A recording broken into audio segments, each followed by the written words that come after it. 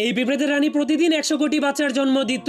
এই জন্য আজকে তার আবারও বাচ্চা জন্ম দেওয়ার সময় চলে আসার কারণে সে কোমর দুলাতে দুলাতে একটা রুমের মধ্যে ঢুকে যায়। এই জন্য পিঁপড়েগুলো সেই নতুন বাচ্চাদের জন্য দুধ আনতে গরুর কাছে চলে যায়। এমনকি কয়েকটা পিঁপড়ে বাচ্চাদেরকে খাওয়ানোর জন্য কুমড়া নিয়ে যেতে শুরু করে। আর অন্যদিকে এই পিঁপড়েগুলো বাচ্চাদের জন্য ভুট্টা গাছ কেটে ভুট্টা নিয়ে যেতে শুরু করে। এরপর ভুট্টার দানাগুলোকে এক এক করে ছুটাতে শুরু করে দেয়। তখন আরেকটা পিঁপড়ে ভুট্টাগুলোকে গাড়িতে করে নিয়ে নির্ধারিত স্থানে রেখে দেয়। এরপর সবগুলো পিঁপড়ে ভুট্টাগুলোকে পিঁপড়েদের রাজমহলে নিয়ে যায়। আর পিঁপড়েদের আরেকটা দল মোটরের দানা সংগ্রহ করছিল। তখন একটা বুদ্ধিমান পিঁপড়ে সেই মোটরগুলোকে চেইনের মতো খুলে দিচ্ছিল। আর নতুন বাচ্চাদের জন্য খাবার জমা করতে তারা সবাই অনেক পরিশ্রম করছিল। এমনকি খাবার যেন নষ্ট হয়ে না যায় সেজন্য তারা মানুষের বাড়ি থেকে একটা ফ্রিজ চুরি করে এনেছিল। আর এইদিকে পিঁপড়েরা বাচ্চাদেরকে খাওয়ানোর জন্য ফিডারের মধ্যে দুধ ভরছিল।